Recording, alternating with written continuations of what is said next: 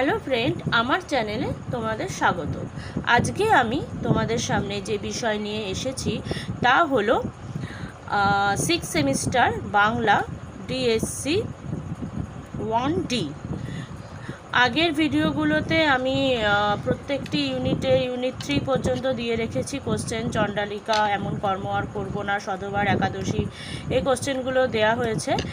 এবার আমি নিয়ে এসেছি কারাগার মন্মথ রায় ইউনিট 4-এর কোশ্চেন। আর আজকে তোমরা প্লিজ ভিডিওটা স্কিপ করে কেউ যাবে না, এটাই একটাই অনুরোধ তোমাদের কাছে, কারণ এই ভিডিও শেষে সাজেশনও দেয়া রয়েছে থাকবে। আর তোমাদের মধ্যে কেউ অনুরোধ করেছিলে যে প্রকৃতির মায়ের চরিত্রটি, সেটাও দেয়া রয়েছে। তাই প্লিজ ভিডিওটি কেউ স্কিপ করে যাবে না, পুরো ভিডিওটা দেখার অনুরোধ থাকলো তোমাদের কাছে। তো শুরু করছি। কারাগার মন্মথ রায়। কারাগার নাটকে কংস চরিত্রটি অভিনবত্ব বিচার করো। কংস ভোজপতি উগ্রসেনের ক্ষেত্রজ পুত্র। মানবী মাতার গর্ভ দানব দ্রমিলের ঔরসে তার জন্ম। তাই কংস চরিত্র পরস্পর বিরুদ্ধ দানবিক ও মানবিক ভাবের সমাবেশ ঘটেছে। দানব কংস নাস্তিক, দেবদেশী, কাম ক্রোধে আসক্ত, স্ত্রৈণ, মদ্যপ, হিংস্র এবং অত্যন্ত নির্দয়। জিঘাংসু, সে ধর্মাধর্ম জ্ঞানহীন। আত্মভোগের জন্য বৃদ্ধ পিতাকে বন্দি করে জিঘাংসা চরিতার্থ করেছে। এমনকি দেবদেশী হয়ে দেবী মূর্তিকে পাষাণ ঘরে আবদ্ধ করেছে। তার কামনা লালসা তৃপ্তির জন্য নিষ্পাপ অবলা চন্দনাকে হরণ করে এনে আপন নিজ বৃত্ত চরিতার্থ করতে চায়। সে এতই নিষ্ঠুর যে শিশু হত্যা করতেও তার দ্বিধা নেই। শক্তি স্বরূপিণী চন্দনা চরিত্রে দিব্যভাবে যখন তার দানবতার স্থানে মানবতা জাগতে থাকে, তখন দেখা যায় তার আত্মদ্বন্দ্বের চরম বিক্ষোভ। সে চন্দনার দেব পুজোর আয়োজন করে। চন্দনার আরতি দেখে তাকে নারায়ণ পূজা করতে বলে। সে রাতে নিদ্রার ঘোরে দেবকীর বুকে নারায়ণের ঝাঁপিয়ে পড়া দুঃস্বপ্ন দেখে আতঙ্কে আর্তনাদ করে জেগে ওঠে, ছুটোছুটি করে। আবার স্বপ্ন দেখে অন্ধকারাগারে বন্দীদের জল ও খাদ্যাভাবে দুর্বিষহ যাতনা। শিশু রঞ্জনের মৃত্যুর শোচনীয় দৃশ্য দেখে অন্ধ কারাগারে বন্দীদের জল ও খাদ্যাভাবে দুর্বিষহ যাতনা। শোচনীয় দৃশ্য দেখে এই লাইনটা রিপিট হয়ে গেছে। শিশু রঞ্জনের মৃত্যুর শোচনীয় দৃশ্য দেখে ক্ষুধা পিপাসায় বন্দীদের উচ্চ আর্তনাদ শুনে আতঙ্কে জেগে ওঠে। জেগেই সে জানতে চায় কেন তারা কাঁদে। নিজেও কেঁদে সরে পড়ে। তার মনুষ্যত্ব জেগেছে। তাই ওই নির্মম নির্যাতনের জন্য নিজেকেই দায়ী করে ক্ষোভে, দুঃখে, মর্মবেদনায় ও লজ্জায় শয্যায় সে একা চোখ বুজে পড়ে থাকে। আবার স্বপ্নে দেখে রঞ্জনের মৃতদেহ আঁকড়ে মা অঞ্জনার মর্মস্তুদ মৃত্যুর দৃশ্য। অনুশোচনায় সে ভেঙে পড়ে। এভাবে তার পাপের প্রায়শ্চিত্ত আরম্ভ হয়। আত্মদ্বন্দ্বের চরিত্রটি বড়ই করুণ। চন্দনা মশাল জেলে, এখানে একটা আকার পড়ে গেছে,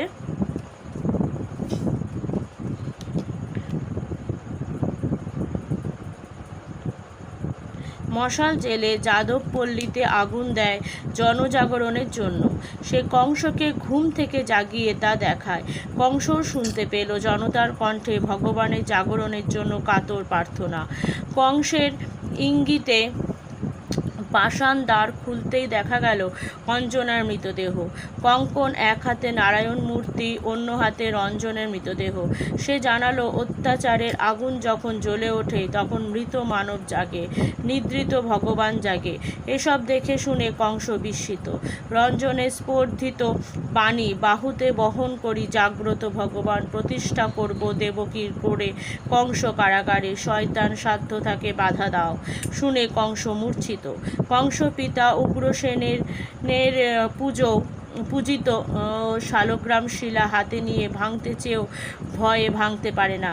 শেষে তা ফিরিয়ে দেয় পিতাকে। এসব তার দানবতার ওপর মানবতার ক্ষণিক জয়। অত্যাচার যত বাড়ছে, কংসের দুর্বলতাও তত বাড়ছে। রাতের অন্ধকারে গোপনে চোরের মতো চুপি চুপি এসে সে ভগিনীর পায়ে লুটিয়ে পড়তে চায়। তাই বাসুদেবকে বলেছে দ্বার খুলতে। সে চায় যখন কেউ না দেখে যেন কেউ না দেখে তার অনুশোচনা, তার মর্মবেদনা। বর্ষার ঘোর দুর্যোগে রাত, ঘন ঘন বজ্রপাত, বিদ্যুৎ বিকাশ। কংস আতঙ্কে ঘুম থেকে জেগে ওঠে, পালাতে পথ পায় না। তাকে প্রবোধ দিলেও সে ভীত, অন্তরে প্রবোধ মানে না, যেন পাগল হয়েছে। কৃষ্ণের জন্মের রাতে সর্বত্র আলোময়, তার মধ্যে কংসের নিষেধ অগ্রাহ্য করে যন্ত্রণা অদৃশ্য হলো। বাসুদেব জানালো তার তপস্যা সার্থক, কৃষ্ণের জন্ম হয়েছে। কংস প্রতিবাদ করে বলল সেই তাকে এনেছে, তারা তাকে আনতে পারেনি। কংস কৃষ্ণের আবির্ভাব স্বীকার করল, সে তাকে একটিবার দেখতে চায়। এভাবে নানা দুঃখ বিপর্যয়ের মধ্য দিয়ে নাস্তিক অসুর কংস আস্তিক মানব কংসে পরিণত হয়। এটা নাট্যকারের কলাকৃতির ফল। অশুভের ওপর শুভের জয়, নাট্যকারের জীবন জিজ্ঞাসার সমাপ্তি। নেক্সট কোশ্চেন, পৌরাণিক নাটক রূপে মন্মথ রায়ের কারাগার কতখানি সার্থক সেই বিষয়ে তোমার যুক্তি দাও। কারাগার নাটকের ঐতিহাসিক পটভূমি মহাত্মা গান্ধী কর্তৃক লবণ আইন ভঙ্গজনিত স্বদেশী আন্দোলন এবং তার সঙ্গে মিশ্রিত উত্তরবঙ্গের সমাজ সংস্কারের উদ্যোগ। ভারতের স্বাধীনতা লাভ জাতির লক্ষ্য, এজন্য জাতির জনক মহাত্মা গান্ধী 1930-এ সবরমতী আশ্রম থেকে 79 জন সত্যাগ্রহী নিয়ে যাত্রা করে 24 দিনে 384 কিলোমিটার পথ পায়ে হেঁটে পশ্চিম সমুদ্র তীরে ডান্ডি নামক স্থানে পৌঁছে লবণ আইন ভেঙে সত্যাগ্রহ করেন। 5ই মে তিনি বন্দী হন। প্রতিবাদে সারা ভারতে আইন অমান্য আন্দোলন ছড়িয়ে পড়ে। ছোট বড় বহু নেতা মহাত্মাজির সঙ্গে জেলে যান।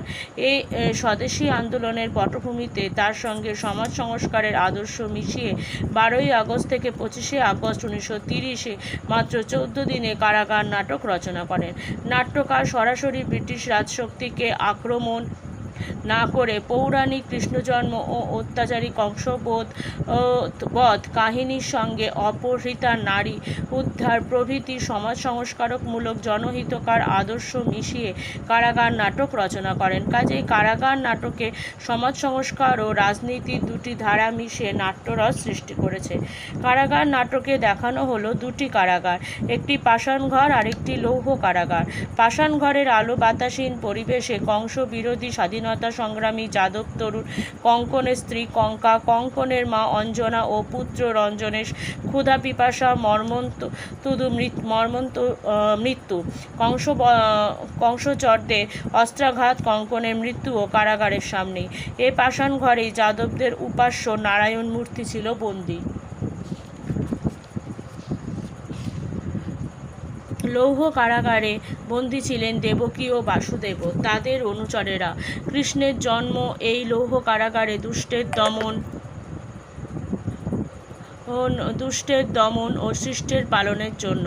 দুর্বৃত্ত কংসচরগণ কর্তৃক ইচ্ছার বিরুদ্ধে বলপূর্বক কংসের ভোগের জন্য অপহৃতা শুদ্ধশীলা চন্দনা আপন দিব্য মনোবলে সতীধর্ম রক্ষা করে কংসের প্রাসাদে ও প্রমোদ বনে বন্দী জীবনের মর্মবেদনা অনুভব করেছে। কাজেই কংসের প্রাসাদ ও প্রমোদ বন ধর্মপ্রাণা চন্দনার কাছে কারাগার স্বরূপ।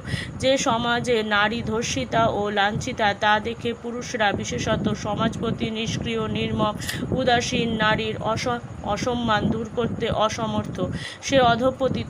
তাই অমানুষদের সমাজরূপ কারাগার ভাঙার জন্য চন্দনা আগুন লাগিয়েছিল যাদবপল্লীতে। আর কংসের পিতা উগ্রসেনও কংস ও তার অনুচরদের অত্যাচার নিন্দা করে স্বগৃহে বন্দী। এই কংস কারাগার ভারতে ব্রিটিশদের পেষণ যন্ত্র, কারাগারের প্রতীক। দেশে তখন রাজশক্তির বিরুদ্ধে মহাত্মা গান্ধীর নেতৃত্বে আইন অমান্য আন্দোলন চলছিল। দলে দলে লোক কারাবরণ করছিল।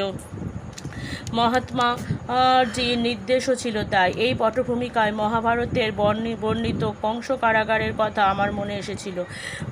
তাই কারাগার নাটকে ভারতের স্বাধীনতা সংগ্রামের দলিল বিশেষ। সে স্বাধীনতার জন্ম কারাগারে, এটাই ভারতীয় জাতীয় ও জীবনের বৃহত্তম ঘটনা। তাই কারাগার নামকরণ সার্থক। এই নাটকের মাধ্যমে প্রবল দেশপ্রেম প্রচার করার ফলে নাটকীয় অভিনয় নিষিদ্ধ হয় অষ্টাদশ রজনীর অভিনয়ের পর। এখানে কারাগার নাটকের ঐতিহাসিক তাৎপর্য নিহিত। টিকাতে চলে আসি। তার আগে বন্ধুরা, যারা এখনও আমার চ্যানেল সাবস্ক্রাইব করোনি বা যারা আমার চ্যানেলে নতুন, তারা প্লিজ চ্যানেলটি সাবস্ক্রাইব করো আর এভাবেই আমার পাশে থেকো। তো শুরু করছি টিকা দিয়ে। কারাগার নাটকের এই দুটো প্রশ্নই ইম্পর্টেন্ট, তাই দুটো প্রশ্নই আমি দিলাম। শুরু করছি টিকা। দত্ত করো, ভৃত্য নয়। উদ্ধৃত উক্তিটির কারণ লেখো। নিমচাঁদের মুখ থেকে নিঃসৃত উদ্ধৃতি বেশ তাৎপর্যময়। অটলের মদের আসরে যখন সকলের সামনে নিমচাঁদ অটলকে পাঁজি বলে, তখন অটলের মনও ক্ষুণ্ণ হয়। নিমচাঁদ এ সময় একটা গল্প শোনায়। আদিসুর রাজার নিমন্ত্রণে কান্যরাজ্য থেকে 25 জন ব্রাহ্মণ এবং 5 জন কায়স্থ তার যজ্ঞে উপস্থিত হয়েছিলেন। উভয় বর্গে তুল্যমান, উভয় বর্গই সসম্মানে আহত। রাজা কায়স্থ পঞ্চের একে একে পরিচয় দিলেন। রাজা আদিসুর দত্তজ মহাশয়ের সমীপবর্তী হয়ে জিজ্ঞাসা করলেন, দত্তজ মহাশয়ের কি উত্তর? দত্ত মহামতি উঠে দাঁড়িয়ে বুকে হাত দিয়ে বললেন, দত্ত কারো ভৃত্য নয়। অর্থাৎ দত্ত বংশজাত নিমচাঁদ অটলের আড্ডায় জমায়েত হয়ে তারই দেয়া মদ্যপান করলেও সে চলে নিজের মর্জিতে, সে কারোর পা চাটতে নারাজ। অন্যদিকে সধবার একাদশী নিমচাঁদ চরিত্রে মধুসূদনের ছায়া লক্ষ্য করে সমালোচকরা নাট্যকার দীনবন্ধু মিত্রকে জিজ্ঞাসা করেন, মধুই কি তাহলে এই নিম? এ প্রশ্নের জবাব দিতে তিনি জানান, মধু কি কখনো নিম হয়? অথবা মেনে নিলেও আমরা কখনোই ভুলতে পারি না যে মধুসূদনের চরিত্র বৈশিষ্ট্যই আরোপিত হয়েছে নিমচাঁদ চরিত্রে। তিনিও দত্ত বংশোদ্ভূত হলেও কখনো কারোর কাছে মাথা নত করে ভৃত্যগিরি করেননি। এবার আমি চলে যাব সাজেশানে। West Bengal State University 2024 suggestion 6 semester Bengali DSC 1D, যা অবশ্যই তোমাদের পড়তেই হবে। তো প্রথমে রেখেছি সধবার একাদশী নাটকে সমকালীন সমাজ চিত্রের পরিচয় দাও, অথবা সধবার একাদশী নাটক অবলম্বনে নিমচাঁদ চরিত্রটি আলোচনা করো। 2 সধবার একাদশী প্রহসনটির নামকরণের সার্থকতা বিচার করো। 3 এমন কর্ম আর করব না প্রহসনে চিত্রিত অলীকবাবুর চরিত্রটি আলোচনা করো, অথবা সমকালীন সমাজ জীবনের প্রতিচ্ছবি কিভাবে এমন কর্ম আর করব না প্রহসনে প্রতিবিম্বিত হয়েছে আলোচনা করো। 4 এমন কর্ম আর করব না প্রহসনটির নামকরণের সার্থকতা বিচার করো। 5 গিরিশচন্দ্র ঘোষের সিরাজউদ্দৌলা নাটকে সিরাজদৌল্লা চরিত্রটি আলোচনা করো, অথবা গিরিশচন্দ্র ঘোষের সিরাজউদ্দৌলা নাটকে জহরাজ চরিত্রটির গুরুত্ব বিচার করো। 6 ঐতিহাসিক নাটক হিসাবে গিরিশচন্দ্র ঘোষের সিরাজউদ্দৌলা নাটকে সার্থকতা বিচার করো, অথবা সিরাজউদ্দৌলা নাটকের সঙ্গীতের ব্যবহারে নাট্য কাহিনীর সঙ্গে কতটা সঙ্গতিপূর্ণ হয়েছে তা আলোচনা করো। 7 চণ্ডালিকা নাটকটির মূল উৎস সম্পর্কে সংক্ষেপে আলোচনা করে নাটকটির মূল্যের প্রকৃত অনুসরণ কিনা তা বুঝিয়ে দাও, অথবা চণ্ডালিকা নাটকে প্রকৃতির মায়ের চরিত্রটির ভূমিকা সংক্ষেপে আলোচনা করো। 8 চণ্ডালিকা নাটকের নামকরণের সার্থকতা বিচার করো। 9 কারাগার নাটকে নারী চরিত্র অঙ্কনে নাট্যকার মন্মথ রায়ের কৃতিত্ব আলোচনা করো। 10 কারাগার নাটকে গানের ভূমিকা আলোচনা করো, অথবা কারাগার নাটকের চন্দনা চরিত্রের গুরুত্ব আলোচনা করো। 11 কারাগার নাটকের কংস চরিত্রটির অভিনবত্ব বিচার করো। টিকা। মির্জাফরের কোরআন স্পর্শ করো কটি প্রতিজ্ঞা করেছিলেন? প্রাণটা উঠল চমকে। 2 নম্বর, কার কখন এই অনুভূতি হয়েছিল প্রসঙ্গ উল্লেখ করে বুঝিয়ে দাও। 3 নম্বর, যে আমারে দিয়েছে ডাক তাৎপর্য বিশ্লেষণ করো। দত্ত কারোর ভৃত্য নয় উক্তিটি কার উদ্দেশ্য করেছে? উদ্ধৃত উক্তিটির প্রসঙ্গ নির্দেশ করো। 5 দুঃখ দিয়ে মেটাবে দুঃখ তোমার তাৎপর্য বিশ্লেষণ করো। 6 শিরায় শিরায় অগ্নি উক্তিটি কার? আমি না কে প্রসঙ্গ নির্দেশ করে তাৎপর্য লেখো। বন্ধুরা, এই সাজেশনের মধ্যে বেশিরভাগ কোশ্চেনই আমি আমার চ্যানেলে দিয়ে রেখেছি, তোমরা প্লিজ একটু দেখে নিও। উত্তরগুলো পেয়ে যাবে। আর অবশ্যই সাজেশানটি খুব মন দিয়ে দেখবে। আশা করি তোমরা সবাই কমনই পাবে আর তোমাদের রেজাল্টও খুব ভালো হবে। আর কেউ তোমাদের মধ্যে বলেছিল চণ্ডালিকা নাটকে প্রকৃতির মায়ের চরিত্রটির ভূমিকা আলোচনা করতে, তো সেটিই আমি নিয়ে এসেছি আজকে আমার ভিডিওর লাস্ট কোশ্চেন আর অ্যান্সার। তো শুরু করছি। চণ্ডালিকা নাটকে প্রকৃতির মায়ের চরিত্রটির ভূমিকা। রাজেন্দ্রলাল মিত্র সম্পাদিত নেপালি বৌদ্ধ সাহিত্যে শার্দুল কর্ণা বদানের সংক্ষিপ্ত বিবরণধর্মী গল্প অবলম্বনে চণ্ডালিকা নাটকটি রচিত। এই নাটকের প্রথম নাম ছিল চণ্ডালিনী, পরে পরিবর্তন করে নাম রাখা হয় চণ্ডালিকা। নাটকটি বিশ্বভারতী গ্রন্থালয় থেকে 1340 বঙ্গাব্দের ভাদ্র মাসের প্রথমে প্রকাশিত হয়। দুটি দৃশ্যে নাটকটি নির্মিত। মূলত দুটি চরিত্র প্রকৃতি এবং তার মায়ের কথোপকথনে নাটকটি এগিয়ে চলে। প্রথম দৃশ্যের শুরুতে দেখা যায় মেয়েকে ঘরে কোথাও খুঁজে না পেয়ে মা তার নাম ধরে ডাকতে ডাকতে এলে উপস্থিত হয় কুয়োতলায়। অবাক হয়ে তিনি মেয়েকে জিজ্ঞাসা করেন, প্রবল গরমের দুপুরে একা একা সে কুয়োতলায় কী করছে। সকাল থেকে সকলে জল নিয়ে ঘরে ফিরে গেছে। এই কাঠফাটা রোদে আমলকির ডালে কাক ছাড়া আর কোনো পাখি বা প্রাণী নেই, তাহলে সে কার জন্য তপস্যা করছে? উত্তরে প্রকৃতি জানায় সে তাকে ডাক দিয়েছে, যার জন্য তার প্রাণ মন আকুল হয়ে উঠেছে, যার জন্য তার নবজন্ম লাভ হয়েছে। সেই বৌদ্ধ ভিক্ষুর জন্য সে এখানে অপেক্ষা করছে। যদি পুনরায় এসে তৃষ্ণার্ত হয়ে সে আবার জল প্রার্থনা করে, তখন প্রকৃতি না থাকলে কি হবে? চণ্ডালিনীর মেয়ের মুখে এমন কথা শুনে মা আঁতকে ওঠেন, তাকে জাতের কথা স্মরণ করিয়ে সেখান থেকে ফিরে আসতে বলেন। কিন্তু বৌদ্ধ ভিক্ষুর কথায় প্রকৃতি বদলে গেছে। মাকে সে জানিয়েছে জাত ধর্ম বলে কিছু হয় না, নিন্দা আত্মহত্যা সমতুল্য। মা তাকে বারবার বোঝানোর পরও ব্যর্থ হয়েছে। মেয়ের বেদনাহত রূপ সহ্য করতে পারেননি, তাই মেয়ে যখন মাকে মন্ত্র পড়ে, সেই বৌদ্ধ ভিক্ষুকে তার বাহু বন্ধনে বেঁধে দেওয়ার আহ্বান জানিয়েছে। মা তাকে অভিশাপের কথা, সামাজিক বিধিনিষেধের কথা মনে করিয়ে দিয়েছে। কিন্তু প্রেমে পাগল পড়া প্রকৃতি তার নিজের মধ্যে নেই। তার মন প্রাণ জুড়ে বৌদ্ধ ভিক্ষু, আনন্দ ভিক্ষুকের রূপ গুণ কণ্ঠস্বরে সে আত্মহারা। অবশেষে মা রাজি হন মন্ত্র পড়তে, কিন্তু এও স্মরণ করিয়ে দেন যদি মাঝপথে প্রকৃতি নাচর বান্দা অতএব মা মন্ত্র পড়া শুরু করেন। অবশেষে মা রাজি হন মন্ত্র পড়তে, কিন্তু এও স্মরণ করিয়ে দেন যে মাঝপথে, এখানে একটু মিস্টেক হয়েছে আমার, মাঝপথে যদি প্রকৃতি ধৈর্য হারিয়ে ফেলে তাহলে কিন্তু তার মায়ের মৃত্যু হবে। এই লাইনটা বাদ পড়েছে, তোমরা প্লিজ একটু লিখে নিও। অতএব কিন্তু প্রকৃতি নাচরবান্দা, অতএব মা তার মন্ত্র পড়া শুরু করলে সময় প্রবর্তিত হতে লাগলো, কিন্তু আনন্দের দেখা নেই। এদিকে মায়ের প্রাণ যাওয়ার উপক্রম। তিনি বারবার মেয়েকে জিজ্ঞাসা করতে লাগলেন মায়া দর্পণে মেয়ে কী দেখতে পাচ্ছে। প্রকৃতি সেই নিষ্ঠুর দুঃখ সহ্য করতে না পারলেও শেষ পর্যন্ত মন্ত্র শক্তির জোরে আনন্দ উপস্থিত হলেন।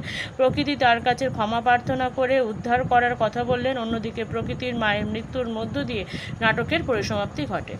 এখানে প্রকৃতির মা প্রকৃত অর্থই মায়ের ভূমিকা পালন করেছেন। তিনি তার মেয়ের অদর্শনে চিন্তিত হয়ে পড়েন, যেমন তেমনি প্রেমের পাগল মেয়েকে বারংবার বোঝানো, যদিও তিনি তাতে ব্যর্থ হন। মেয়ের বেদনাহত রূপ সহ্য করতে পারেননি তিনি। নিজের মৃত্যু হবে জেনেও মেয়ের কথা মতো মন্ত্র পড়াও শুরু করেছিলেন। এখান থেকে বোঝা যায় প্রকৃতির মা প্রকৃত অর্থই মায়ের ভূমিকা পালন করে প্রকৃত মা হয়ে উঠেছেন। তো বন্ধুরা, এখানে আমি আমার আজকের মতো ভিডিও শেষ করছি। তোমরা যারা এখনও আমার চ্যানেল সাবস্ক্রাইব করোনি বা যারা আমার চ্যানেলে নতুন সাবস্ক্রাইব করছো না, তারা প্লিজ চ্যানেলটি সাবস্ক্রাইব করবে আর সাবস্ক্রাইবের পাশে থাকা বেল আইকনটি ক্লিক করে অল বাটনটি ক্লিক করবে, লাইক করবে, কমেন্ট করবে আর বন্ধুদের মধ্যে তো অবশ্যই শেয়ার করবে। আজকের মতো থ্যাংক ইউ।